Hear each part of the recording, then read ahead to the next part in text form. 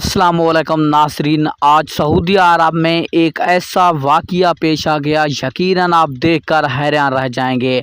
तो मैं आपको मुकम्मल तफसील से आगाह करने वाला हूं इस छोटी सी वीडियो में। अगर आपने अभी तक इस वीडियो को लाइक नहीं किया तो जल्दी से वीडियो को लाइक करके इस वीडियो को आखिर तक लाजमी देखना है। इसी के साथ आपने इस चैनल को सब्सक्राइब करके इस चैनल का हिस्सा बन जाना है, ताकि आपको तमाम तर वीडियोज़ का नोटिफिकेशन सबसे पहले और बआसानी मिलता रहे। तो आपका कोई भी कीमती वक्त ज़ाया किए बगैर बढ़ते हैं वीडियो की जानिब। आपको बताते चलें बहुत ही बड़ा वाक़या पेश आ गया।